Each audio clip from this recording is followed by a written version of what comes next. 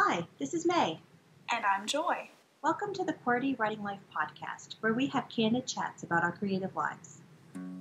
May and I are friends, writers, and creatives who want to share our endeavors out loud. On this podcast, we're here to encourage each other, and you too, and share tools we've discovered or made up, so you can follow your passions with a little support.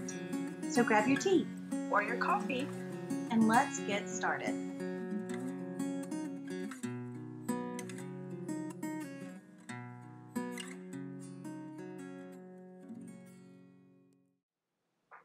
Hello, everyone. It's another week. Hello, and welcome. Tonight we're going to talk about the Creative Trinity. But before we do, let's talk about our creative weeks. What'd you do, Joy?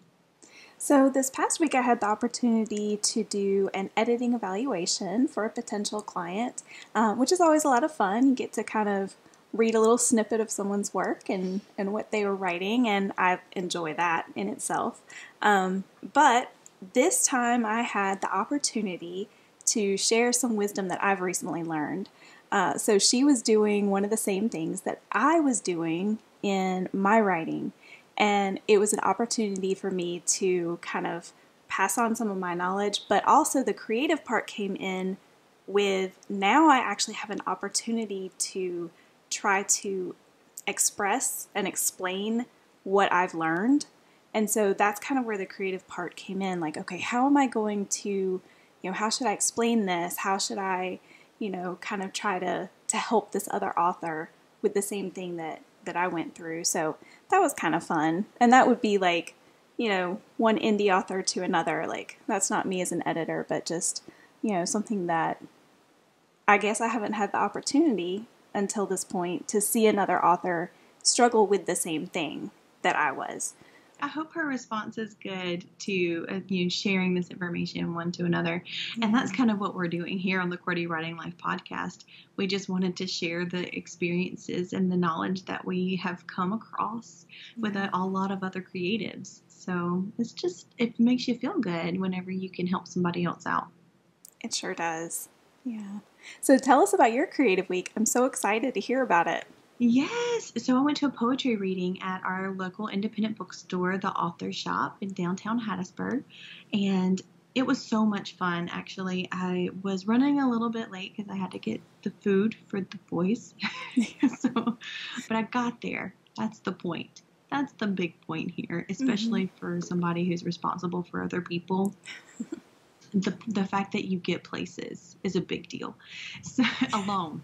Yes, exactly. That's a big deal. And don't talk to us about matching socks or anything foolish like that. Just, we're there, okay? And I'm even feeling really cute too about this. I have a really cute outfit on, I think, And so I get there, and there were a lot of people there. There was good social distancing, and people were wearing masks and stuff too.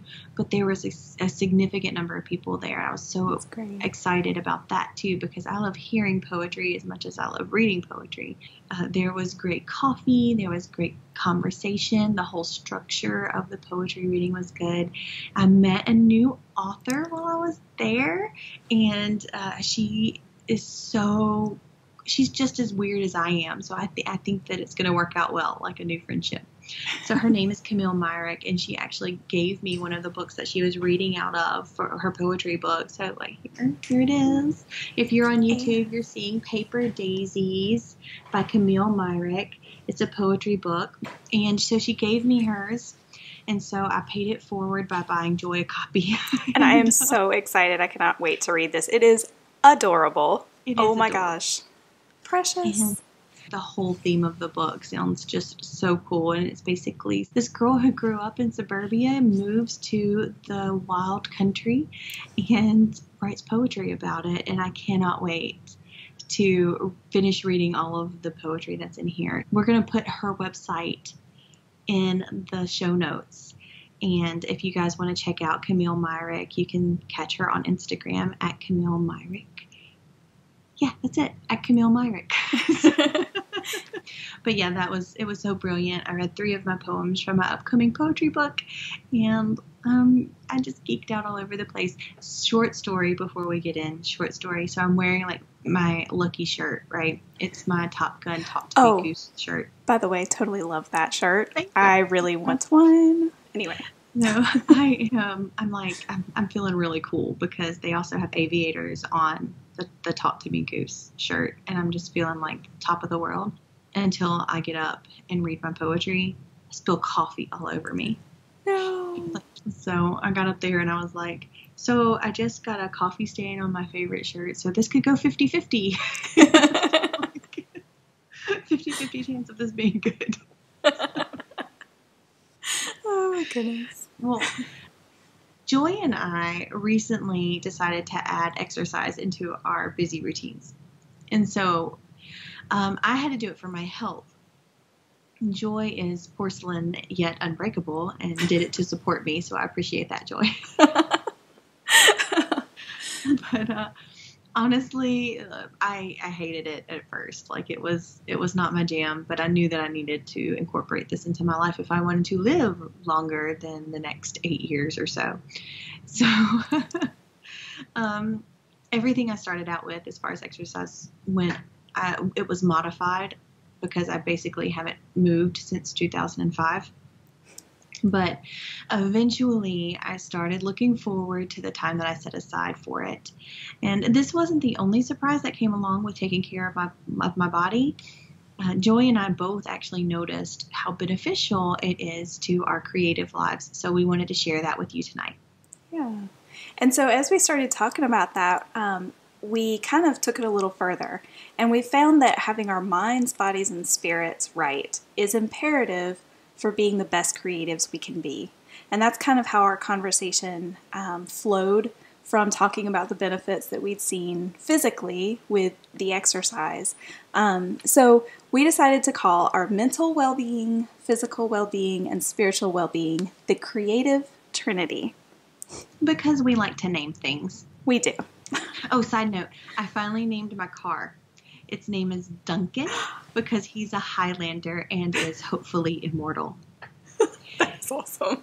If you get this joke, we are automatically friends. And this is why we're friends. So, Joy, tell us a little bit about mental well-being.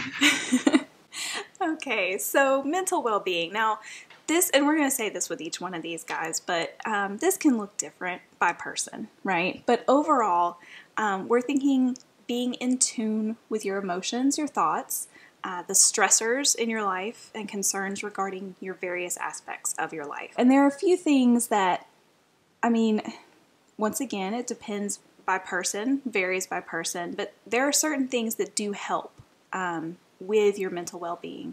And just a few things that came to my mind were proper rest, proper surroundings, for example, a hostile work environment or a bad domestic situation. Those things are going to wreck your mental well-being. I think we've all probably been in situations like that. Or it could just simply be one relationship that just drains you, right? And then another thing that I think helps is just honesty with yourself about who you are, about what you need, and also about where you want to go or where you want to be, I think those are all things that really help with a proper mental well-being and mindset. So exercise actually helped me with my mental well-being. Mm-hmm. And I think I have a calmer mind whenever I exercise. Mm-hmm. I think that the stress in my body and the anxiety that hides away in my joints and everything, I'm able to work that out. So I can focus more on my mental well-being instead of what's going on with my aches and pains. So that was one thing that was a surprise for me whenever I started exercising, because you expect to be sore, you expect, and that's like one of the worst things ever, guys, is like, for me, like it was to be sore, and I would be sore for weeks at a time. And so every time I tried to exercise before, it wasn't paired with the right things. So I would be sore for weeks and weeks and weeks, like barely be able to move. And eventually I would give up. But if you pair that though with the right amount of water in a day and nutrition, then the soreness goes away a lot faster and it's not quite as bad. And you can actually do something for a really long time and not hate it to the core of your being. So a personal example of a mental well-being and how I was able to focus on that since I have been exercising is that I have been more able to let my emotions live. And what I mean by that is that I am a recovering emotion repressor. So I used to bury, deny. And I thought that if I didn't let them affect me, I was strong and I was winning at life. And I was completely wrong. So when I had postpartum depression after my first child, I had it with my second child too, but especially after my first child, the repressed emotions came back, and they were all zombie-like. They were barely recognizable from their previous life, and they were hungry. Okay? So how do I let my emotions live now versus repressing them in the past? Well, I have an example from yesterday. So I had heard some news that had hurt my heart. And to quote Pumbaa from The Lion King, I am a sensitive soul, though I seem thick-skinned. So We love Pumbaa. I love Pumbaa. So instead of repressing all of that, I cried a lot. Not like the sweet, pretty princess cry either, if we're going to keep going with the Disney theme. I'm talking like the nasty, snot-ridden, can't control your voice, crumbling kind of cry. So thankfully, husband picked up the kids and gave me time to process before I grabbed some Little Caesars pizza and came home and then tried to function there. But do you know what happened after I cried a lot? You gotta guess. I'm going to guess you felt a little better. I did. I felt better. I evaluated my plans. I realized that they actually didn't change. I only had to reevaluate one particular thing, and I was able to keep moving forward with this new knowledge, you know? So Repressor May would have buried all of the feelings, denied that I was in pain, and unknowingly died inside every day afterwards until I was like a noxious gas of decay, and it exploded the surface and contaminated everyone that I love. Now, I know that that's vivid, but... Paints quite a picture. I am a writer. But I know that that's vivid, but it's the most truthful metaphor that I can think of, and we are all about the truth here, so I share it with you. Well, Do we you appreciate have an that. example? Do you have an example? Oh, see, you're so good. You go so deep, and you give such good truths, and I'm over here surface, whatever. You are not surface. No one has ever looked at you and talked to you and thought surface. Okay. Oh, goodness. Let's move on from that. Fine. Okay. So for me, when it comes to my mental everything, the mental state, my thoughts, my emotions, all of those things, what works best for me is journaling. Okay. That's really not a surprise. I mean, I'm a writer. I'm not one of these people who can sit and talk it out. And that's a funny thing because my husband is that kind of person. He kind of needs to talk it out, and whatever it is that he's going through. I need to write it out.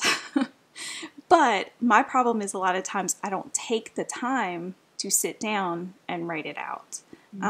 But when I do, journaling really, really helps me to kind of figure out why I'm feeling the way I am, to kind of process whatever is going on, whether it be something that has happened to me or whether it's just something that I am trying to figure out internally, whatever the case may be.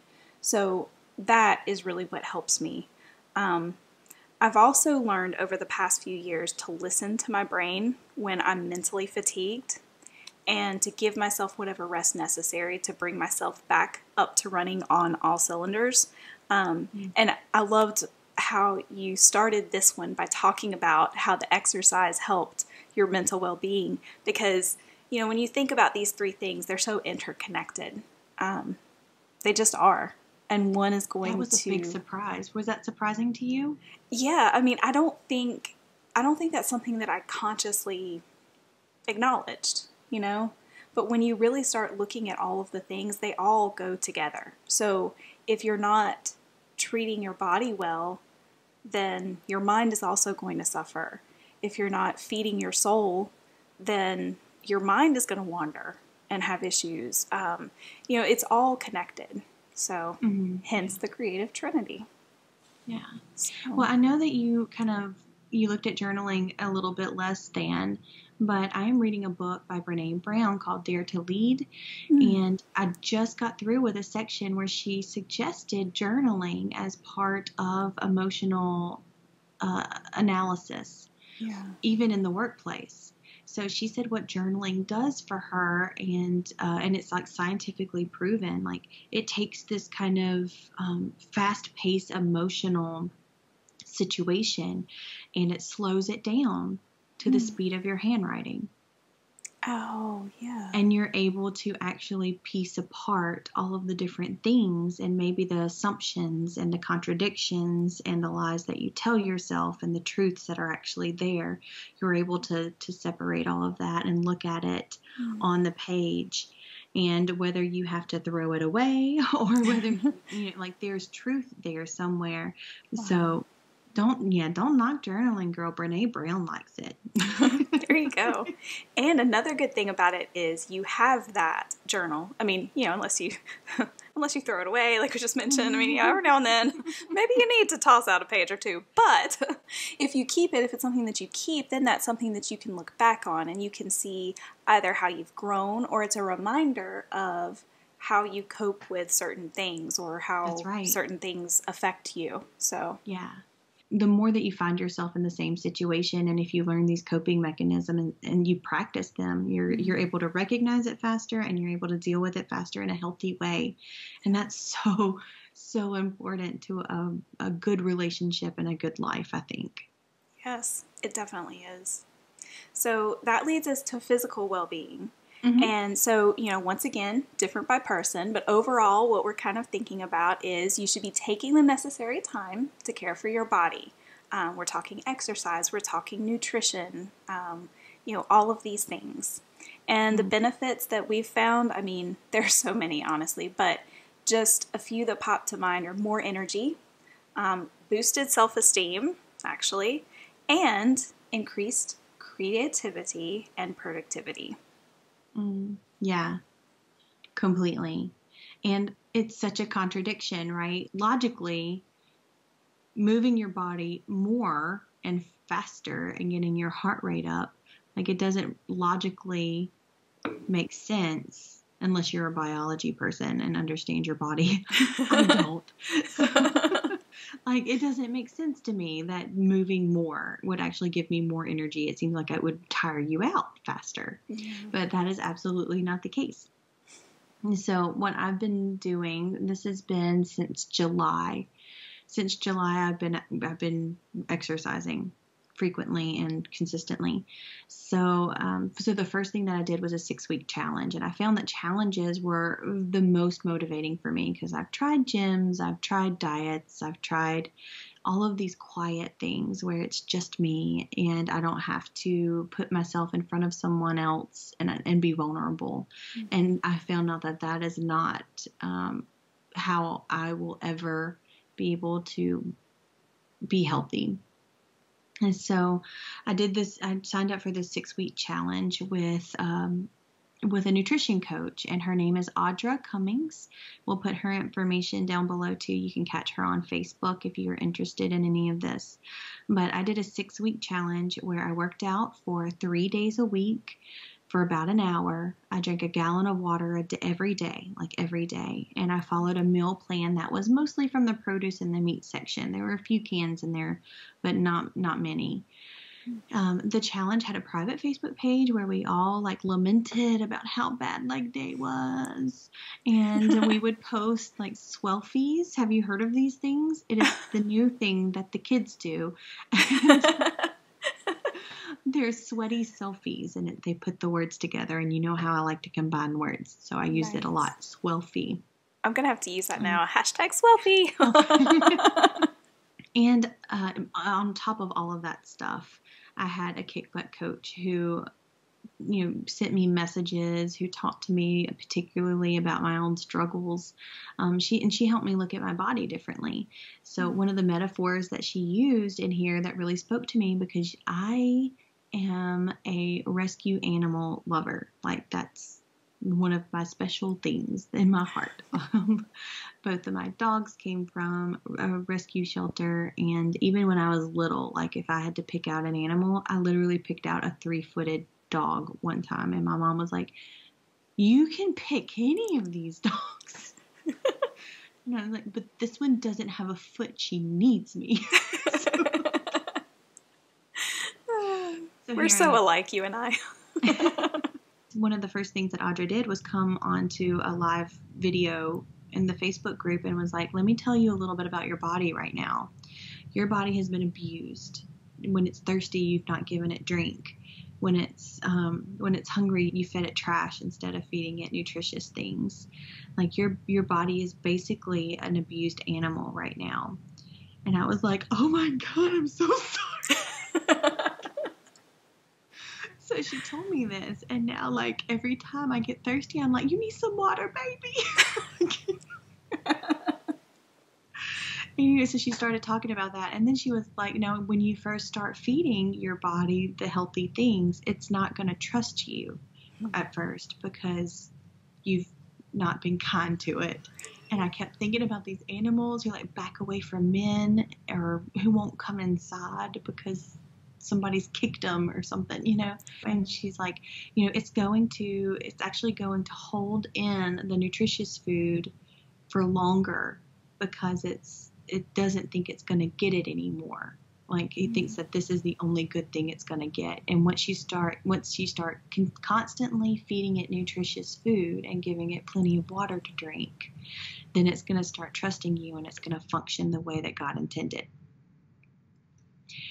And I was just like blown away. Like, I'd never heard that before, and it just spoke to me. I just wanted to share that with you guys because that really did change my mindset on how I treat my body.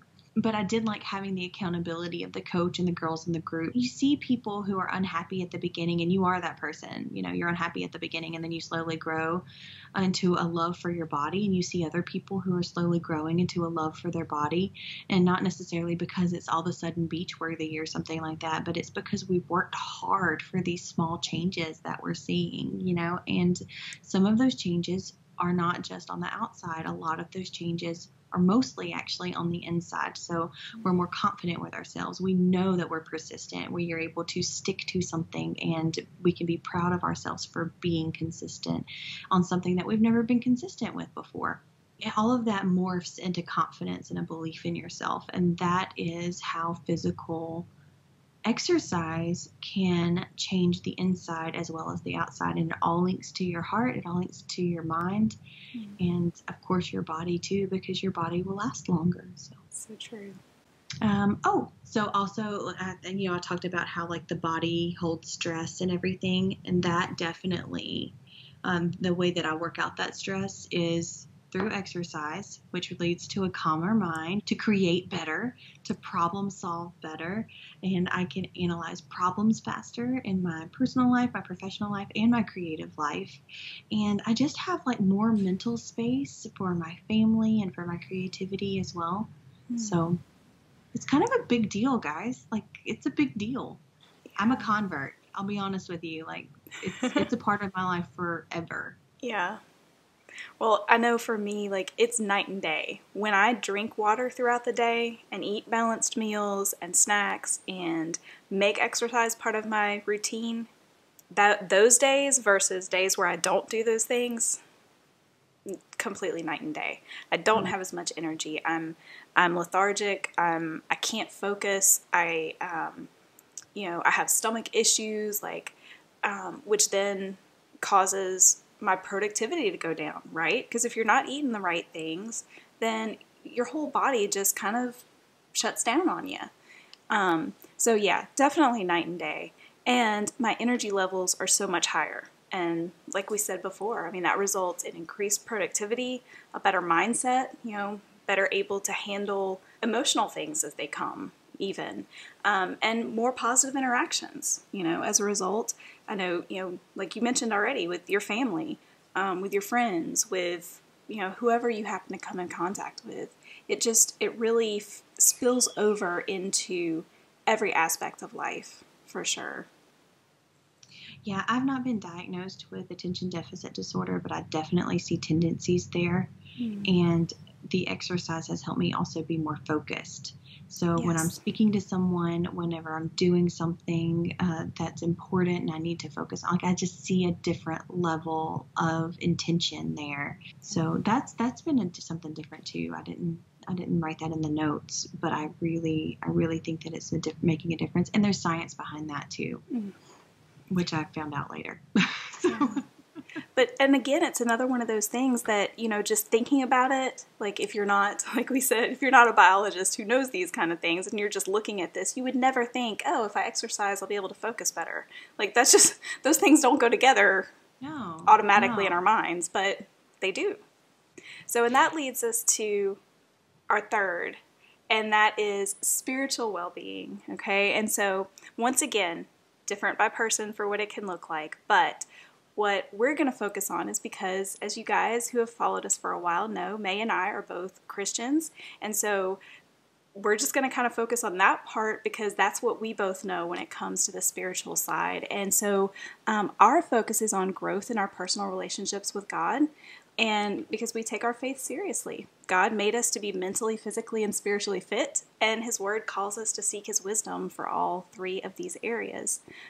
So a few benefits that come to mind when we're talking about spiritual well-being is, the first thing that comes to mind is all the proper mindset and good nutrition and fabulous exercise programs in the world are not going to benefit us as much as possible if we don't care for our hearts. Once we add that spiritual well-being component, we become fully rounded as human beings made in the image of God. And being fit spiritually puts us as believers in tune with God's will. So we have a constant guide and counselor in Him. He's like the ultimate editor who we can have nonstop, 24/7, 365, to consult us as we go through our manuscript of life. We strive to be holy as He is holy, and as a result, we are more compassionate and caring and empathetic toward our fellow human beings. So those are just some of the benefits that came to mind when I was thinking about this. Yeah, absolutely. And how the physical exercise has kind of played a part in my spiritual life is I started exercising at 5 o'clock in the morning, which is early, folks, like super early. When I got through exercising, I would sit on the top stair because my legs normally don't want to work after I exercise. So I sit at the top stair and I pull out my Bible app and I read my Bible and I pray. And it's become a bit of a habit and I love it, actually. I have been sporadic with my Bible study before, but combining it with the early wake-up call and the exercise and the Bible study and pray, then I go down the stairs and I cook breakfast for the family. Like, it's just become this bit of a morning routine. So I am constantly humbled as I read and as I, commune with God. And humility, it kind of has a negative connotation if it's not understood properly, I think. But when my pride clashes with my humility, I want my humility to win. That's where the calm is. That's where the Holy Spirit sits beside me and speaks to me through the Bible at first. And then I think I can hear it in other things that I consume or ponder because I'm in that mindset. I'm focused. My connection with my Creator is open at that point. When pride wins, there is no feeling of victory. And that is a contradiction in and of itself if we're trying to think of it on human logic, right? So I can't really explain why there is no victory when pride wins, but I just know that that's the way it is for me. Yeah, that makes sense. Yeah. I think, for me, when I don't put God at the start of my day and focus on His Word and then seek to follow His commands to love Him, to love others throughout my days, I am just a much more self-centered person who is also far more likely to sink into depression. Yeah. Like, that's just the way it is. So, yeah, it's so important to start the day. And I loved how you talked about, kind of pairing the physical, the exercise with the reading the Bible and stuff like that. I know I enjoy that as well. I think that right after you've exercised, your mind is just completely woken up. Yeah, it's super awake. So it's like the perfect time. It's a good start for the day. It is. Absolutely. Yeah, and when we strive to maintain this creative trinity, and notice I didn't say when we attain perfection in this creative trinity, because that isn't going to happen. Yeah. Strive is a good word.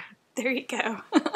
So when we strive for this, I think that we're going to find ourselves better able to handle the storms of life, because you know that they come often. We're going to find ourselves more effective in our responsibilities, whatever those happen to be, more empathetic in our relationships, and more creative, which for us, that's a huge thing, right? That's the thing for this podcast for sure. Yeah, exactly. Are we ready for a QWERTY challenge? Yes, definitely. Wonderful. Will you give it to us today, Joy? Sure. Okay, so we just want to know, how does your creative trinity look these days? Do you have one of the three where you might need to focus a little bit more to balance yourself out? Which one do you struggle with the most, and why? I think that might be an interesting question. Jot down some action steps. You know how much we love our action steps, right? Okay, so jot down some action steps that you can take this week to help you improve in these areas. For example, figure out what time can I fit in a workout? What time or what day can I sit down and meal plan? That's a huge help. What time of day is best for me to spend focused, quiet time with God? Figuring those things out and actually, writing them down, making it a plan, putting it in your schedule, your calendar, your planner, whatever you have, that really helps, helps you get on the right track. So I'm curious, and I'm totally throwing this at you, and I don't know if I have an answer, but which one of these three do you struggle with more, and why do you think that is? I feel like for me, it might be a shifting situation. Yeah, I definitely think it's a shifting situation. And I also know that whenever I lack in one, I generally lack in another. That's true. Just thinking about that right now. So if I break the habit, if I break the routine, then the other two get thrown off somehow. Yeah, that is true. So either I don't have the mindset if I break the spiritual routine. Yeah, I won't have the mindset to fight the temptation of eating things emotionally.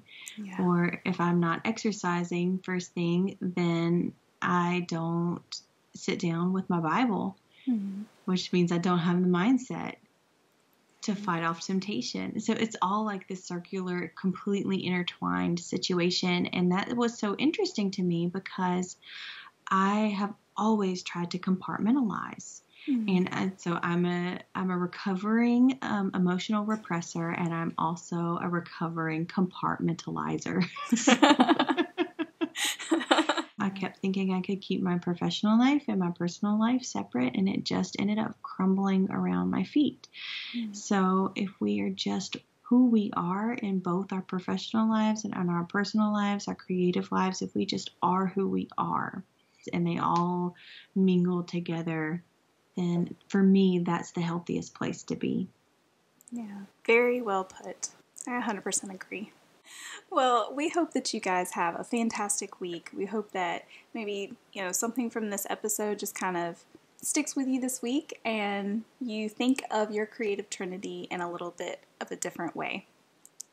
Yeah. And also we hope that you make something. Yes. Have a great week. We'll see you next week. Bye-bye. Bye. Thanks for listening until the end. Seriously, you're a trooper. Do you think QWERTY Writing Life is the bomb? May, you just said the bomb. Don't you censor me. If you think QWERTY Writing Life rocks ice for real, oh my word, please rate, review, and share us with others. If you have questions about this week's episode or want to start a conversation, you can reach us by visiting QWERTYWritingLife.podbean.com. We'll be back next week with more candid chats for you.